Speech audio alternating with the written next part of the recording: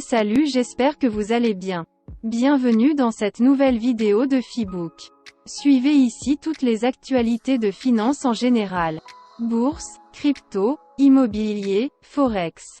Avant de commencer, n'oubliez pas de liker, de commenter et de partager cette vidéo. Abonnez-vous aussi à la chaîne pour agrandir la communauté et activez la cloche de notification pour ne rien rater des actualités du marché. Allez, on commence.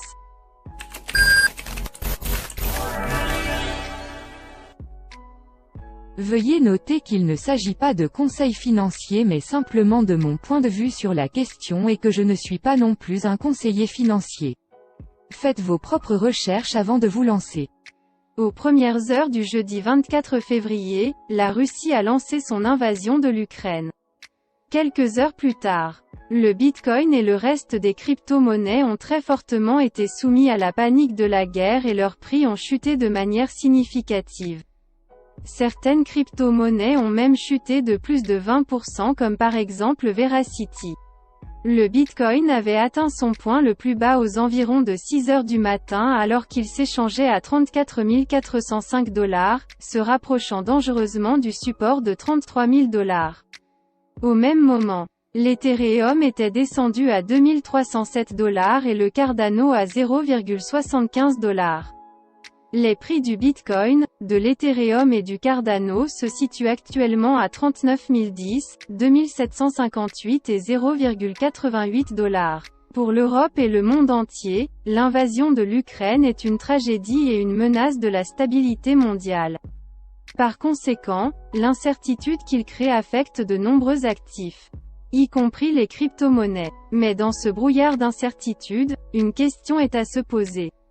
Le Bitcoin est-il en train de perdre son statut de valeur refuge? Comme prévu, tous les marchés et indices mondiaux sauf quelques-uns ont réagi par d'énormes chutes au début de la guerre entre la Russie et l'Ukraine. En effet, les valeurs refuges telles que l'or, les obligations d'État et les matières premières énergétiques telles que le pétrole et le gaz naturel ont pris de la valeur. Mais qu'en est-il du Bitcoin? N'est-il pas actuellement considéré par de nombreux experts comme une valeur refuge et en concurrence directe avec l'or? Eh bien, oui et non. Le Bitcoin s'était révélé être un actif d'investissement fiable et un bon actif pour lutter, entre autres contre l'inflation par exemple.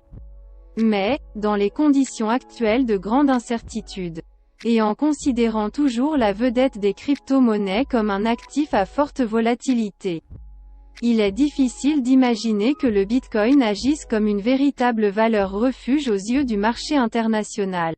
Il le sera probablement dans le futur, mais pas aujourd'hui. Ce conflit a montré que lorsque les choses vont vraiment mal, le véritable refuge est l'or et non le secteur des crypto-monnaies. Déclare Victor Alvar González, associé fondateur et directeur de la stratégie de Next Step Finance.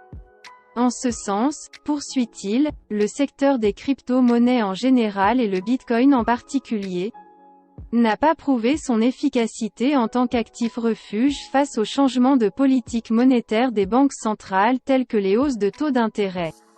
Et il ne reste plus qu'à voir s'il peut agir comme tel face à une perte de confiance de la part des banques centrales. Mais au vu de la correction rapide qu'ont montré les crypto-monnaies face à ce problème, cette déclaration n'est-elle pas à remettre en cause? Quoi qu'il en soit, Hermine Fernandez, PDG d'Eurocoinpay pense que le Bitcoin va sans aucun doute ronger le marché de l'or en tant que réserve de valeur à long terme. Plusieurs pays qui luttaient contre les crypto-monnaies parlent maintenant de réglementation.